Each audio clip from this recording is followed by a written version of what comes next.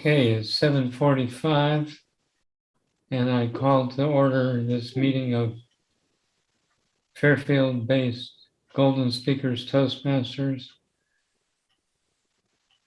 Tonight's theme is moral compass, inner compass. Inner compass. Inner compass.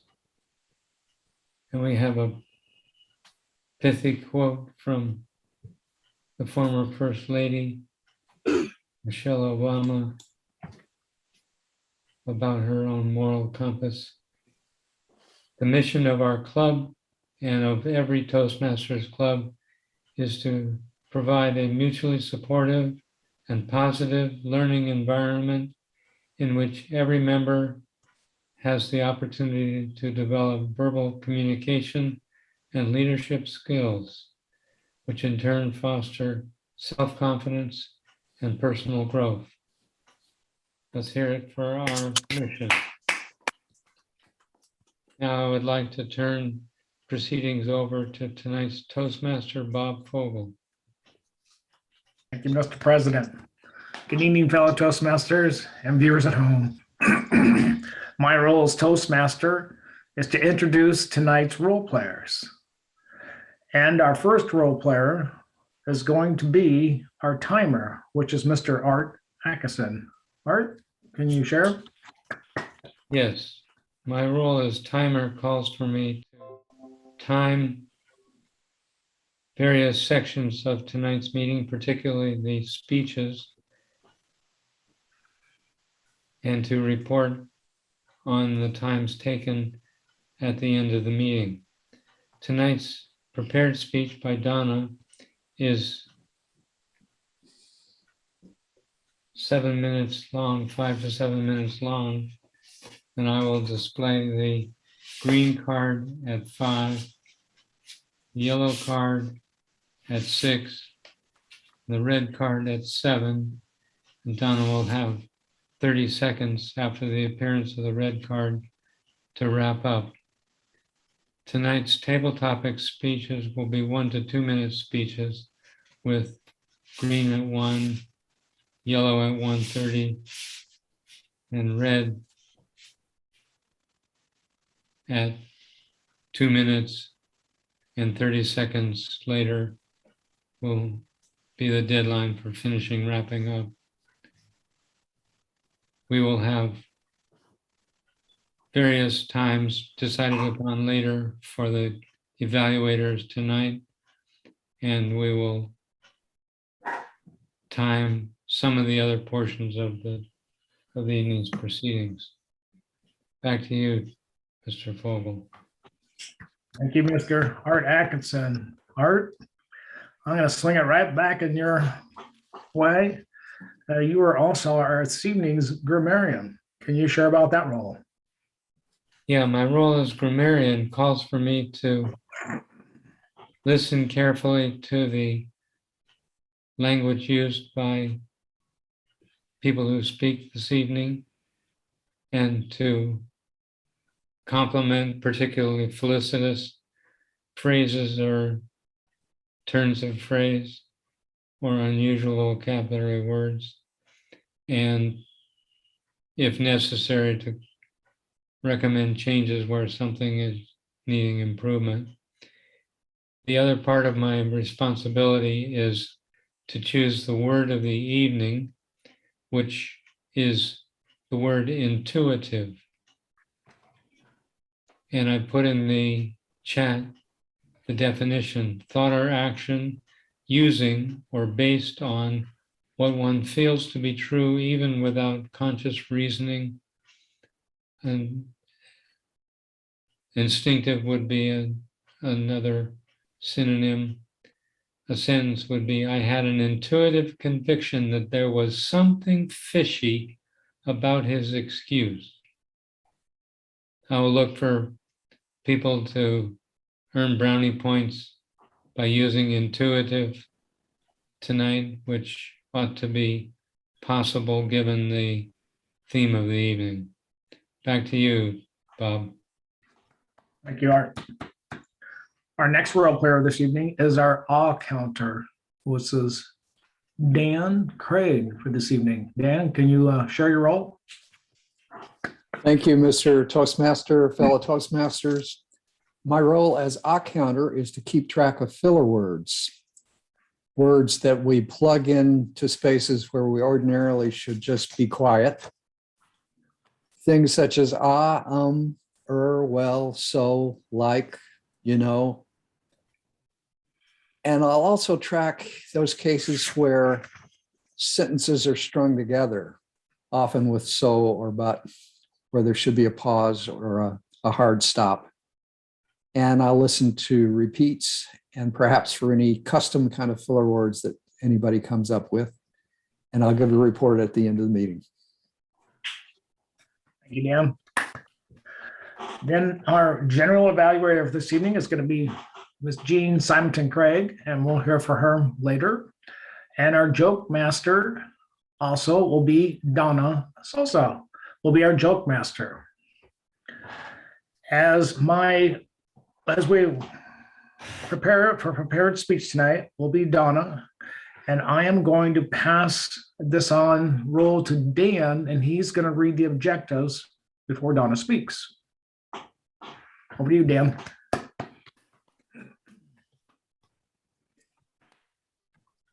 Thank you, Mr. Toastmaster. Donna, let me ask before I start, what is your speech title? Mexican talk. Mexican talk? Yep. Okay. The project that Donna is doing tonight. Yes, Bob. Excuse me, Dan. I have Donna's introduction that she sent me. At which point, do I do it before or after you? You'll do it after me. I'll give the objectives of the speech, and then you'll introduce her and she'll begin. Okay, great. Thanks. The project that Donna is doing is an interesting one. It's the project where you give a speech, get feedback, and then give a second speech in which you try to incorporate some of that feedback that you've received. In this case, Donna's going to be doing an entirely different talk, unless she's given the same talk and just plugged a different title on it. We'll see. When I evaluated Donna on her first talk, a couple of things I mentioned was that she might want to incorporate some vocal variety and eye contact into her talk, and that she might strive to speak out her presentation more in the feeling of a conversation or a table topics rather than a lecture with notes.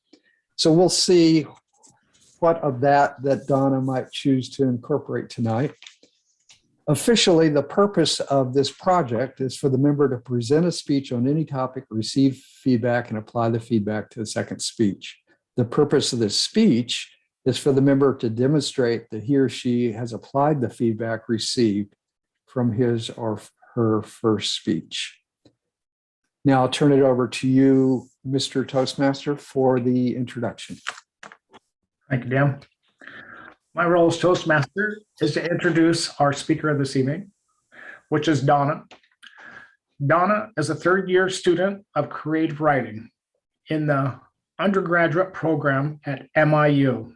She was born in Long Island, New York, and lived in Vegas, Nevada, and Akron, Ohio, and Lafayette, Indiana.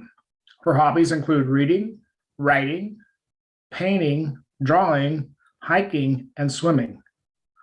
One quote she loves to think about is, "The nature of life is to grow." Pretty good, Donna. Passing on to you. Thank you, Mr. Toastmaster, for that lovely introduction. Fellow Toastmasters and viewers at home, welcome. It's always been a dream of mine to travel the world. Luckily, my partner, Emily, has family in Mexico. If I was going to visit her family in Mexico, I would prepare by learning about cultural differences. Keep in mind, however, that while these are the broad, general preferences and values of Mexicans, individuals vary. Cultural expression can fluctuate based on factors like where in the country an individual is from and how their family raised them. We want to remember this so that we can avoid stereotypes. Great. Now that we have that disclaimer, let's understand the broad strokes of culture. It's crucial to understand these points to avoid any cross-cultural mishaps. For instance, in the US, we think it's respectful to be punctual, but Mexicans live with a different sense of time. My next point illustrates just what kind of understanding Mexicans have of time. Ahorita translates to right now. But when Mexicans say they're coming to your dinner party ahorita, you shouldn't expect a knock on your door within seconds or minutes.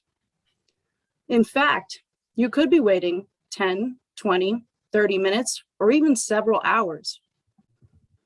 This is because the Mexican culture is polychronic.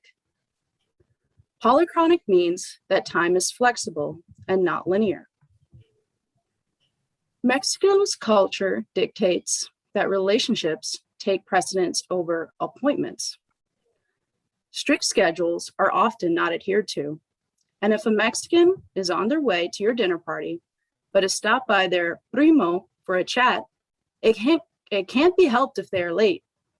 He won't feel guilty for it either, because it's normal behavior. Another feature of Mexican society is the willingness to do multiple things at once. Imagine this. You're in Mexico, you see someone you want to talk to, but they're speaking to somebody else. Your first thought as an American might be, oh, he's busy. But in the Mexican culture, it's okay to make your way into the conversation. It's no big deal, and it's not rude. Think of it as you're joining, not interrupting. He's perfectly happy to include you in the conversation. In fact, it's quite common for multiple conversations to be going on simultaneously, so don't be shy. Mexicans prefer a personal feel to anything and everything. In fact, if you walked into the boardroom of a Mexican company, you might be surprised at the range in topics discussed. Usually, we would expect business people to be following an agenda and have strict focus on the job.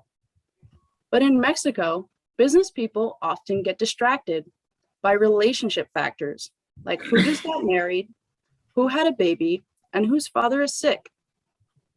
It's not that Americans don't talk about personal things at work, but it's not a central practice.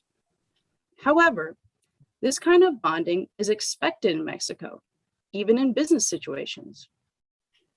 Most likely, the business people of that boardroom either know each other's families, or are related by blood or marriage. American business people are used to short-term business relationships. So it may come as a shock that Mexican business people expect to build long-lasting bonds. Typically, they won't make any business decisions until they get to know their partners, because Mexico is a collectivist culture. Collectivism means to give priority to the community, and the individuals defer to the group. In a collectivist culture like Mexico, one isn't judged solely on what they do, but on the reputation and connections of the group they come from. If you want to get a promotion or be hired for your dream job, then who you know matters.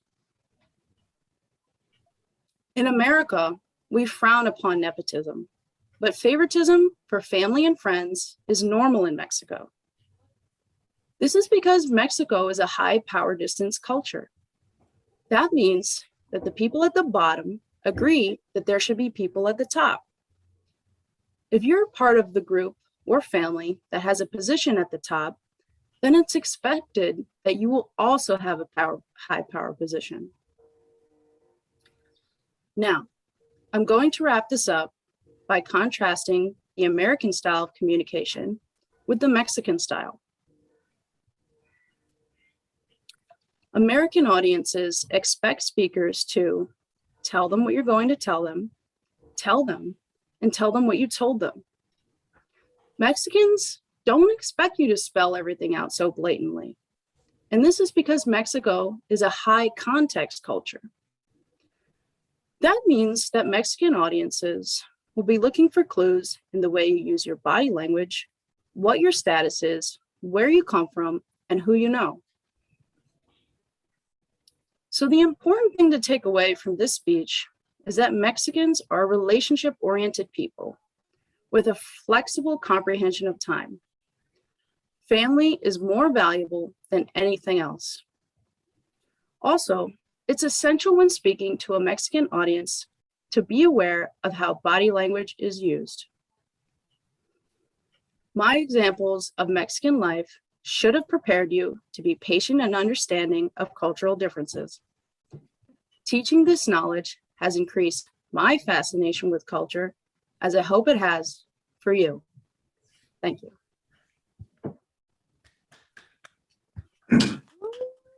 Very good, Tom. Very good. Mr. Timer, did our speaker qualify? Yes, she did. Very good, Donna. Mhm. Jean, are you ready to do your evaluation, or you need a little time? Or I guess prior to that, I guess we need to give our 2-minute evaluation personally to Donna, and then we'll move to Jean. Right.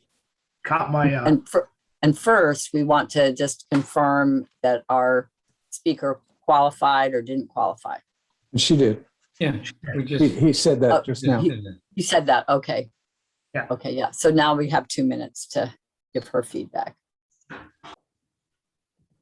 Mr. Timer,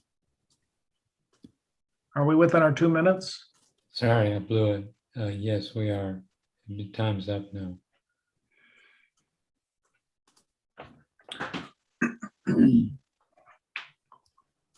So our 2 minutes are up, and if you're not finished writing something to Donna, you can kind of catch up here in a little bit. Now we're going to move on to, see, it's 8:06. You are right on time. Oh, no, we're not.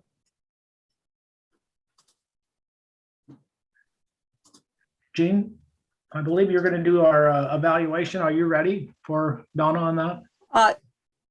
Thank you, Mr. Toastmaster. At this point, as the general evaluator, I could introduce Donna's speech evaluator, who is Dan Craig, unless Dan would like to have a little more time to work on it. I'd like to go ahead and, and do the evaluation. Okay, very good. Well, let's go ahead and have Dan, as Donna's evaluator, give her his evaluation.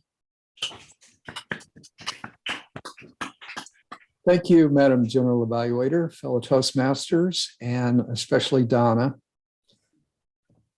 I have an interesting experience. This is my second time to evaluate Donna on this project. And while I enjoyed her first talk, I thought there were things that she could improve on. And I have to say that this talk was really, really improved. I liked it a lot. I'm glad it's on video because I also enjoyed just the information that you were giving out. I grew up in Texas. I ended up learning very little about the Mexican culture. I was 700 miles from Mexico in northern Texas.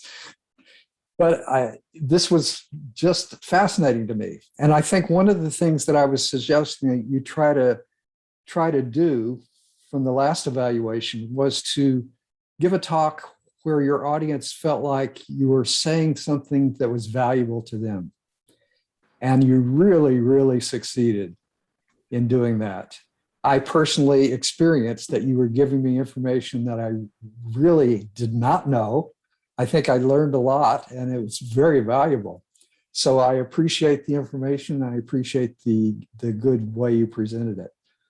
I'm going to just look at the general comments on the evaluation form. One thing it asks, what did you excel at? Actually, several things.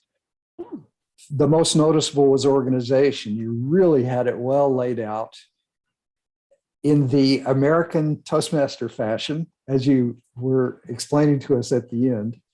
You told us what you were going to tell us, you told us, and then you told us what you had said.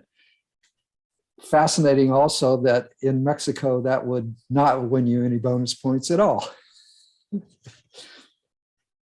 I thought your transitions were especially good too. I think you took a lot of care in writing this speech, and I believe you ran through it a number of times too, but it was very smooth, point to point. Just simple little phrases like the next thing I'm going to tell you is, or the next point I'm going to illustrate is, and that's so effective. It really makes your audience feel like, yes, we're organized here, we're going somewhere, as long as your audience is Anglos, I guess. And what was the last thing? Oh, I already mentioned that you were really telling us something we felt like was valuable to us. Another general comment, what's something you might want to work on? I thought in this case, it might have made your speech stronger if you could have included some personal stories. Your illustrations were good, but they were always general. So while I think they were effective, it's kind of fun to hear something personal. This happened to me, or this happened to Emily, and give us an illustration like that. And then finally, the general comment is, what's something you could do to challenge yourself? And I thought what you might want to do is play some more with vocal variety. I did notice good vocal variety in the sense that you had some excellent pauses. You were speaking along and you'd pause kind of at your transition points, and that worked very well. But you might also want to play with the aspect of speeding up portions of the talk, slowing down, speaking a little louder in some portions, a little softer in some portions, just to give it some texture and to keep everything always feeling interesting for the audience. That was a very enjoyable speech. I'm glad I got to evaluate it. And all I can say in closing is great job. Yeah. Woo. Thank you. Agreed. Really good job. Good, Donna. Very good.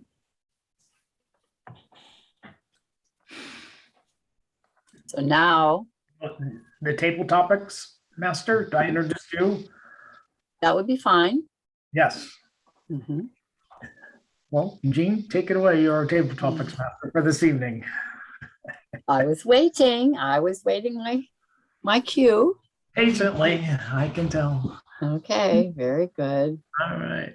All right. All right, switching hats here. All right. Yeah. Although I'm kind of thinking, well, maybe we don't have to rush into it because maybe we should work on our relationships a little bit more, a la Mexicans, maybe you don't have to stick so much to the agenda, it's so American or, Here you got a new Western. puppy. How's he doing? Catch up. Yeah, how's this puppy doing? Come on. Yeah, there you go. I feel like, have I seen this little guy? Have you put him in the camera? Oh, that he's There's there. Finley. Yeah, he's a little shy. Oh, hello. Oh, look at that. Here. He does kind of look like a mugwai. You You gotta. should have seen the wiener dog No. races last Friday. I Pretty saw, good. I It saw was a pictures. scream. I saw pictures of you of the starting line, Art, and you were there. You were like bent there, and you were watching, and I looked like you were putting money on people. Although I couldn't quite tell on dogs because you were looking very avid to see There the was results. an amazing difference between dogs about the comprehension of what the game was. Mhm. in the very first heat. One dog was a streak down to the end. The dog had no hesitation whatsoever, knew exactly what to do. It was a long-haired dachshund. The other one was just wandering around the thing, smelling people and just totally confused. Didn't have any idea what he was supposed to do. It was so funny. We were all in stitches. I wish I could have Well- been there. I was at work. I love wiener dogs. My brother has one and my mom has one, and I used to have one, and they're so cute. Anywho, Yeah, that's our that was my family dog. My parents, particularly my mom, just always had wiener dogs. But sounds like, Art, that race you were describing, one of the dogs had an inner compass and the other one did not. The one that was wandering around. And so that leads us into our table topics now that we've all gotten kind of relationally closer here. Thank you, Donna. Oh, I just feel so warm and fuzzy now. But let's go ahead and do our table topic session, and Bob, you can stop me when it's time. I do have 5 questions, and we can start with whoever would like to start. Let's see, who's our timer? Art's our timer. We may, if Art wants to play at some point, we could have someone time him. Okay, so, all right, so Art's gonna go for it. So all number right. 1. Number 1, okay. who's Do gonna you- time Art? You gonna time Oh yeah, yourself? who's gonna time Art? That's exactly what I was just saying, wasn't it? Let Yeah. Bob get his cards. Oh, okay, good. 'Cause I would get them, but he's. I have cards. I do have cards also There he's got. in preparation. I got them right here. Okay. We should all just have standardly cards next to our seat. All right, so Art, I can Question mail up. them out. Yeah. question number 1. Do you relate to having an inner compass? Why or why not?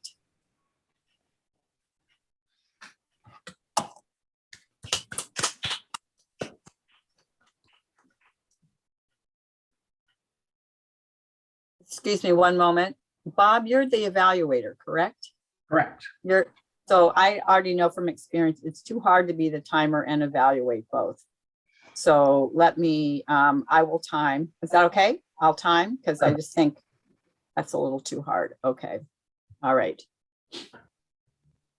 So meanwhile, okay, so Art, back on that. Do you relate to having an inner compass? Why or why not?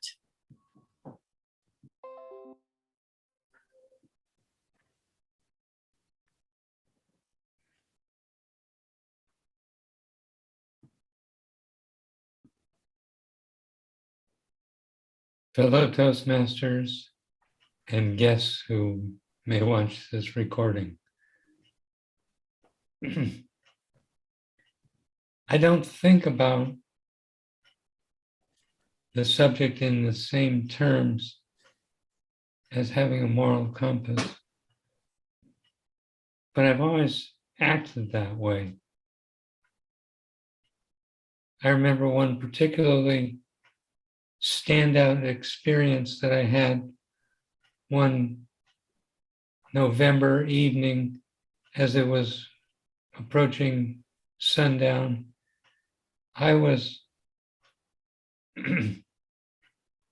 either bicycling or walking home from the square, and I encountered another young fellow walking toward the square along the sidewalk on Burlington.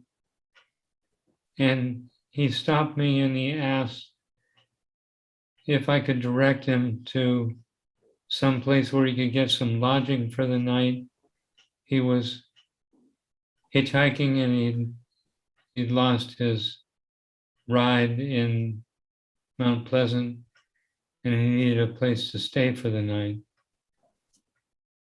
And I was, for a moment, torn between somebody needs to help this guy And then the moral compass came into play, and I said, somebody, I'm the one who's here.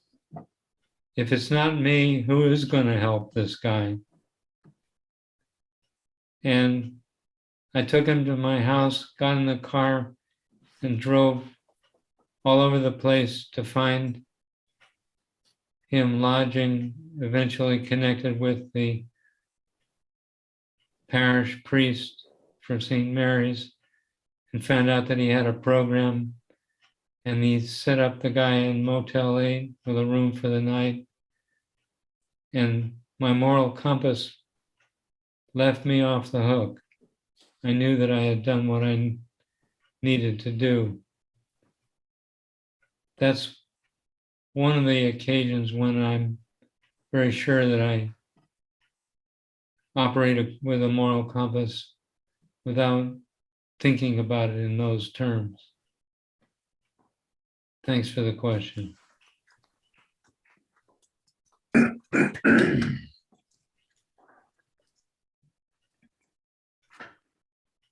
All right. Who else would like to try one here?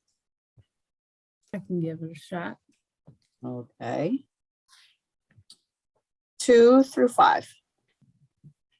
2. Is a person born, in your opinion, is a person born with an inner compass, or does it develop with upbringing, or some combination of both?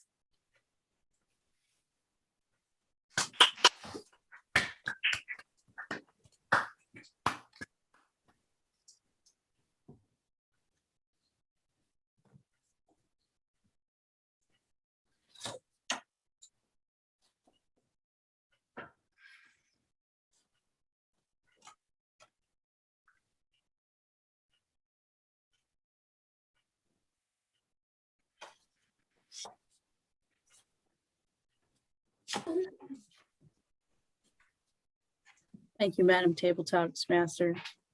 Fellow Toastmasters, viewers at home.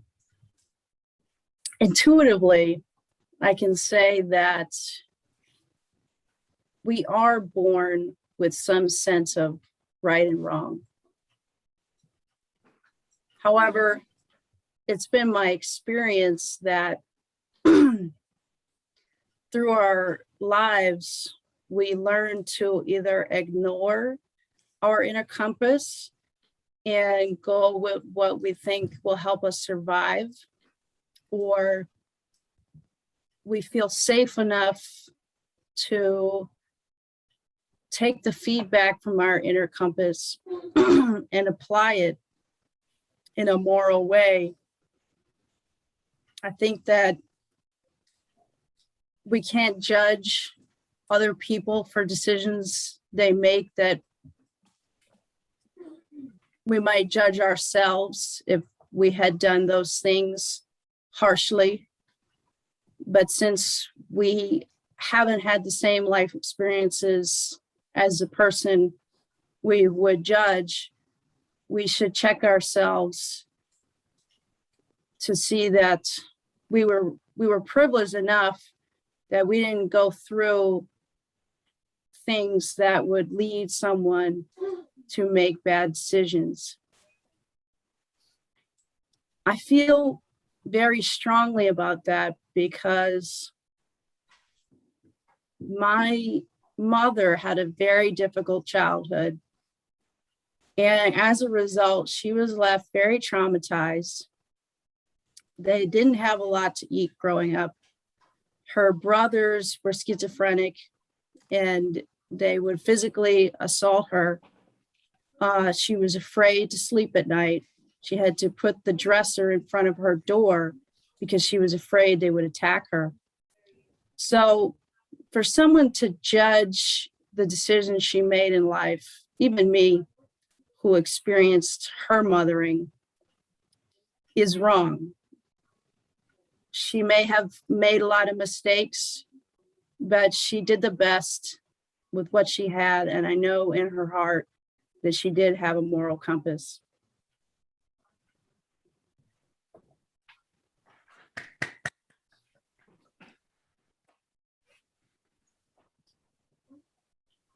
Thank you, Donna. Good. Now, I just want to clarify too that, I did use a quote with moral compass from Michelle Obama. But you don't have to stick with moral. Whatever is your definition of inner compass, wherever that's coming from, that's what you can use, because that's the theme this week. Alrighty. Next, how are we doing on time, Bob? We Toastmaster? We have 12 minutes, so we're doing good. Okay, we're doing well. All right, good. So, and you raised your hand? Yes. Okay, so now we need someone to evaluate Bob. For like a 30-second something. Donna, you want to give it a shot? Sure. Now that you're official, once you finish that second project, you're now officially eligible for the evaluator pool. So this could be a little, get your feet wet, All right then. just, and it's a short thing, just a short thing for Bob. All right, Bob, 3, 4, 5. Number 4. Okay. Tell us about a time when you didn't follow your inner compass and regretted where you ended up.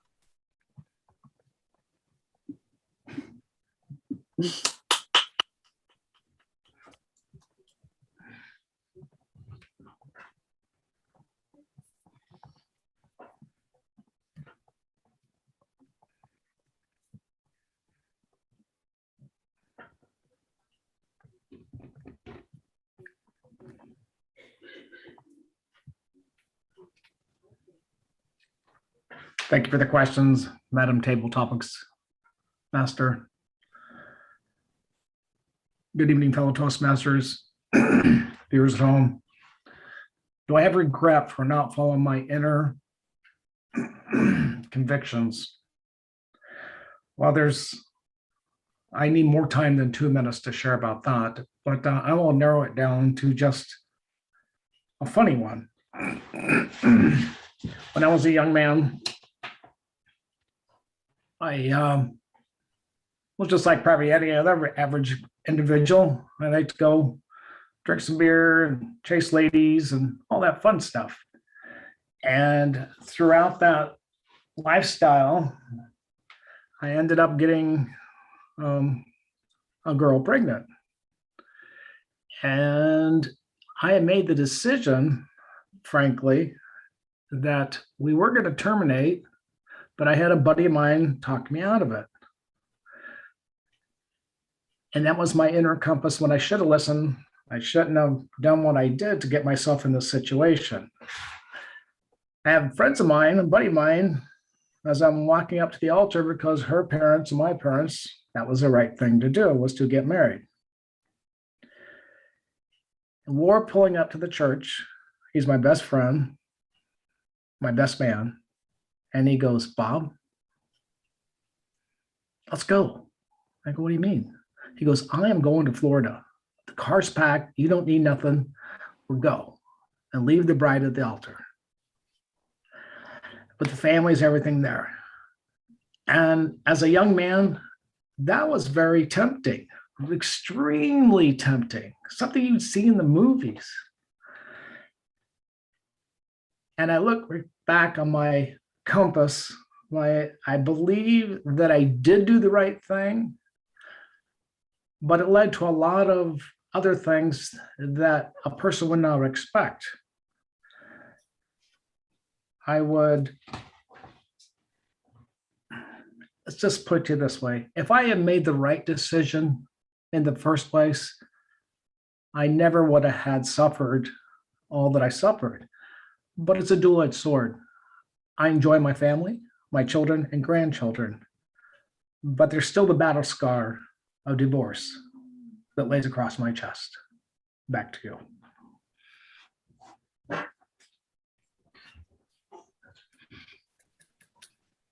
Bob, I think I need a little help here. So you did not go to Florida. You went ahead with the wedding. I went ahead with the, Okay. yeah. I wasn't, I didn't quite. I did not go to Florida. I Okay. listened.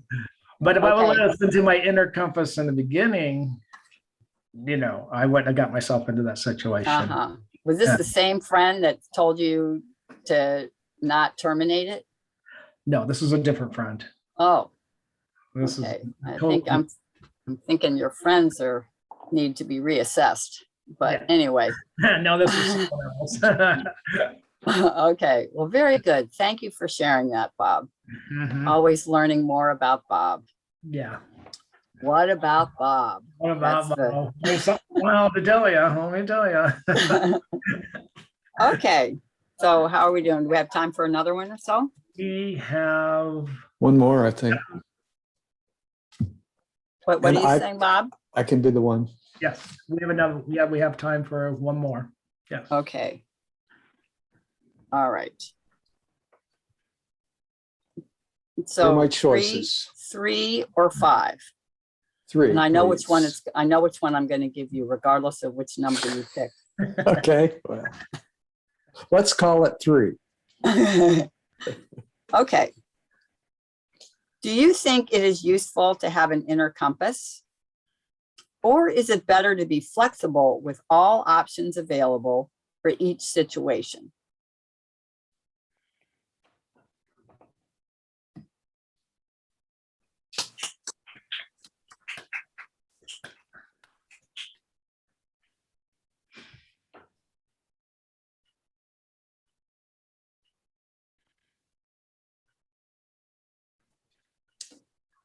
Thank you, Madam Topics Master, fellow Toastmasters.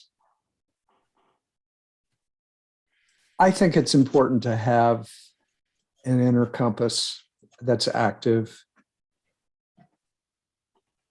I'm sure in many cases, there's a real value in a person who's well-developed and well brought up, et cetera, as to maintaining that flexibility, the options that can be utilized in any given case. But I feel intuitively that if the inner compass isn't there as the anchor point, that there's just no telling really what the behavior might turn out to be. You can imagine if there's no inner conscience that guides one's activities and someone is dedicated to being maximally flexible in all situations, they could go all over the place. They could rob banks because they needed money. And there wasn't any way to get any easily, but he had a gun, and so he walked into the bank, et cetera, et cetera. That was flexible, but it was a long way from anybody's inner moral compass, I would say. I will have to say that it's a little hard to say, oh, stick to the solid foundation of the inner moral compass in all cases. It makes you feel or sound or be kind of like a fuddy-duddy, you know. I always know what's right. I'm going to do the right thing. And the truth is, most of the time we don't even know what the right thing is. But I'm just afraid that there's too much chance for mischief if somebody says that their guiding principle is being flexible in all situations.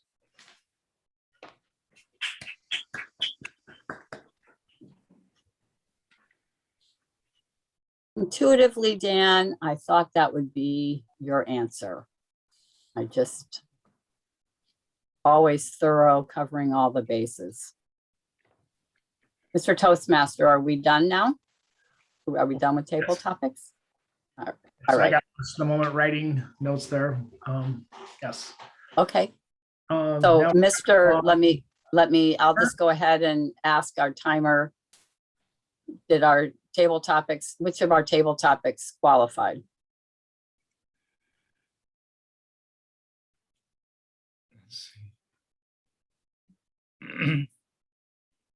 Donna qualified. Dan qualified. I don't know whether I did or not. I didn't have a qualifying person. Okay, let's see. Well, I've got down in Donna and Dan were the qualifiers on my watch. So Bob and I were over. Sounds like. Oh, I didn't do it, did I? No. Bob was over. I was over. Okay. I was trying to go, what did I talk about? I didn't. And you are. Okay, there we go. All right. Good. Okay, so we have Now we- Dan and Donna that can be voted for, correct? Correct. And then that gets sent to Bob, Me. Yep. our Toastmaster. And so we can, that's a nice, easy one. So We and need put table topics in front of it. evaluation of table topics. Right, we're gonna do that, but first we have to vote. Okay, and then now we can move on to our table topics evaluator, and that is Bob Fogel. Thank you, Jean. We'll have a little dessert phase for Donna evaluating Bob. All right, sounds great. Good evening, Mr. Timer, are you ready to time me? Yes. Good evening, fellow Toastmasters, back again. My role as the evaluator is to evaluate our table topics. The This first is 2 one, to 3. How many are there? How many do you have to I evaluate? have Art, Donna, and Dan to evaluate. And Okay. then Donna has me to evaluate. Okay, 2 to 3 minutes then, Bob. Yeah, 2 to 3. Okay, Ready to roll? Yep. Okay. Our first speaker this evening was Art, and he was asked, do you relate to inner compass? Art took his full about 30 seconds to greet the audience, and he did greet. He started right off. He doesn't think in those type of terms, which I thought was very interesting. And he was sharing a story about dust time in November. And when he crossed around a fellow who was looking for a place to stay. And I liked the way he brought that up. He was ready to push him off on someone else when he realized that he was the someone else. It spoke to me. He shared how he followed through and took this gentleman around to different places to find a place to stay. What I found interesting with Art is that it was due to a moral compass, because most people do not have that type of compass. They have fear. And I thought that was a great thing coming out for Art.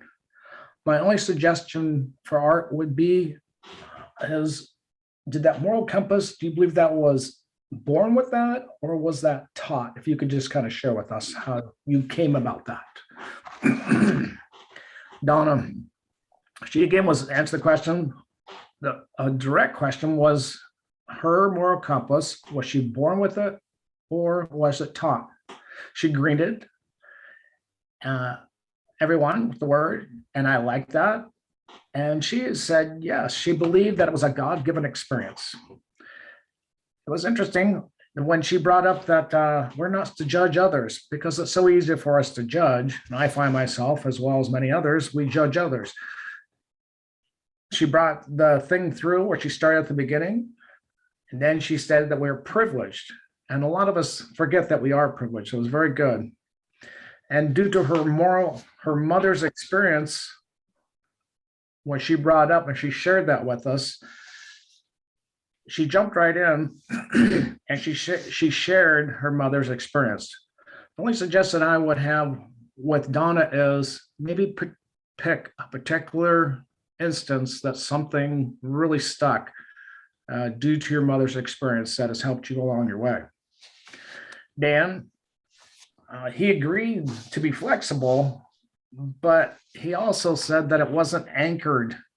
And I thought that was interesting fact. I thought most people do have some sort of anchor, but Dan, he's Mr. Flexible. And he gave an example, a no conscious bank robber, which I thought was pretty good. I think the only other, and that he doesn't agree with, but the truth is seemed to be elusive almost with Dan. And he makes his decision kind of on the fly. That's kind of the way I look at it. And the only, if you get an example, maybe that when he was stuck in that position, that he followed through and gave a good example of how his inner moral compass did him well. Back to you. Now we're going to move on to. I think, should I give my evaluation, Bob? Yes. 30 seconds, 30 seconds? Mhm. because that's you. Okay, 45 seconds. We'll Okay, give her 45. seconds. I probably won't need them all, but okay. Okay. Snappy, Okay. snappy. Yes, so you repeated the question. The question was, describe a time when you didn't follow your inner compass and regretted where you ended up. And I think you answered the question very well. You had a good progression, good sequence. You had a beginning, middle, end, and then and at the end you went back to the beginning and said that how if you hadn't made that mistake of running wild a bit, then you wouldn't have experienced the consequences of that. And you also wouldn't have been faced with the quandary of, do I marry this woman or what? And I think you had good body language. You had a good, you tend to kind of move your head and emote a lot. So I think that was good. The only suggestions I have are that perhaps you could mimic the voice of your friend, kind of maybe say it in a hushed voice, like, oh, we're going to go to Florida. You want to come with me? And also, I think the biggest thing is, I think you have a tendency to leave some words out sometimes, like connecting words, like the or to, like just words that are kind of in the middle of verbs and nouns and things. And I would work on that. Okay. Extra clapping because that was Donna's first evaluation. Yay. Okay, good. All right. So at this point, let's check and see if which evaluators have qualified. So we had a Dan as an evaluator, and we had Bob as table topics, and we'll just have Donna as a dessert evaluation. So Dan qualified. Dan qualified. He is the only qualifier. Okay. All right. So that's the information we need. And now we'll head on we're coming down the home stretch here. Intuitively, I feel that we need to start heading for the closure here. So I'll go ahead and ask for some reports. Our first report would be from our timer, Art Atkinson. Okay, Donna's prepared speech, 5 minutes 44. Dan's evaluation of her, 3 minutes 29. Donna's table topics, 2 minutes, 30 seconds. Ooh, Bob's table topics, 2 minutes, 33. Dan's 2 minutes and 3 seconds.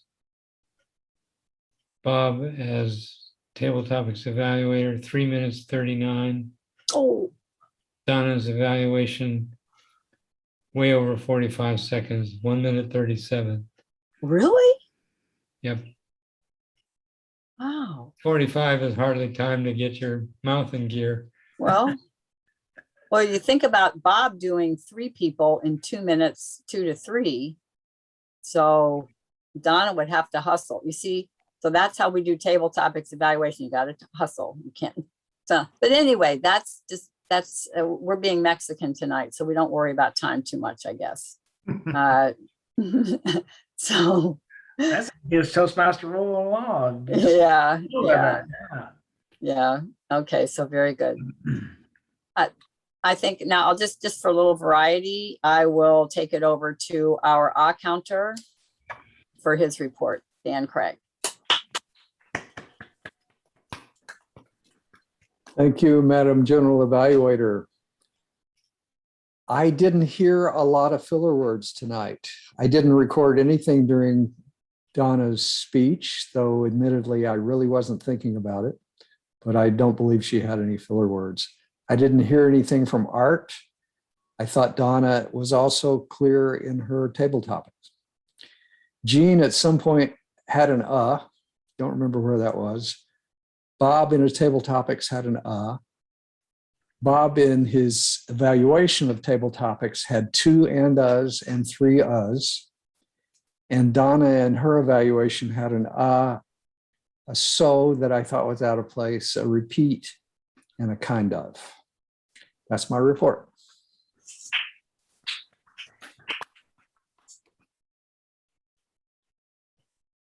Very good. Good listening skills, always. All right, now we'll head back for our Grammarians report, and that would be from Art. So I was very interested in polychronic. I'd never heard that term before that Donna used.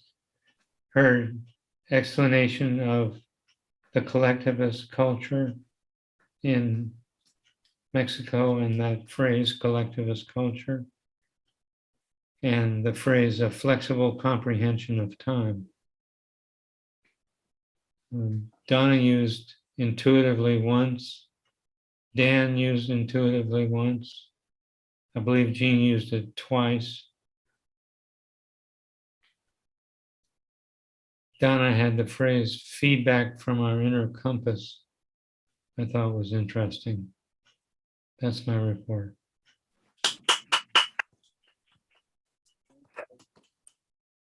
Now, boy, we're really tapping on Donna tonight. Yeah, she's carrying her weight for sure. It's our joke master. Donna, did you have time to find a joke for us? I did, and I think it's pretty funny. I didn't write it, but I think it's pretty funny. Okay. It's about morality, even though that didn't have to be the sole focus of tonight. That's what I thought about, Mhm. compass morality. Okay, here's a setup. One afternoon, a teacher gives her class a homework assignment to go home and have their parents tell them a story with a moral. The next morning, the teacher stands in front of the class and asks, "Would anyone like to share the story from their homework?" 25 little hands shoot in the air, and the teacher calls on a young boy. "Well," starts the boy, "my family raises chickens, and one time our chicken laid 9 eggs, but when they hatched, we only got 8 chicks." "And what was the moral of that story?" asked the teacher. "Don't count your chickens before they hatch." "Very good," she responded. "Who else would like to share their story?" This time she called on a girl in front of the room. "We raise chickens too, but we raise them for their eggs," said the girl. "One time we put our eggs in a basket in the back of our truck to take them to the market. But on the way, we hit a bump and the basket flew out and all the eggs broke. What was the moral there?" Don't put all your eggs in one basket. Excellent, said the teacher. We have time for one more story. Who would like to share? This time, she called up on a boy in the back of the room. Okay, Johnny, tell us your story. My dad told me a story about my Aunt Becky, who was a pilot in Desert Storm.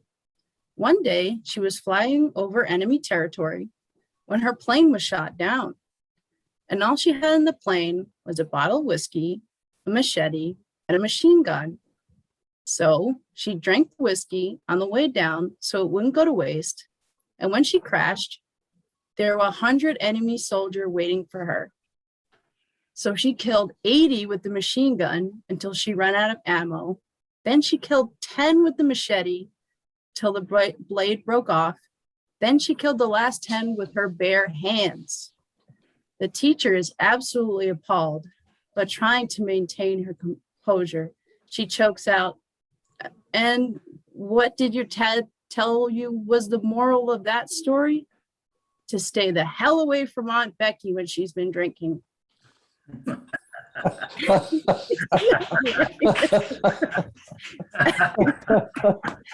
It starts Very off good. so like innocent. Very good. Oh, well, thank you for that, that joke. Very good. Intuitively, I could feel that coming. You just don't want to cross Aunt Becky, that's for sure. All right, well, very good. Now it's time for the general evaluator comments. And I'm basically evaluating evaluators. We had 2 evaluators tonight. Dan evaluated Donna on her speech, her second speech in the evaluation projects. Right away, Dan noted just how positive he felt about the project and he complimented her. That was great. He pointed out the pieces that Donna was attempting in this project to incorporate into her speech to refine her speaking abilities based on evaluations from the last speech.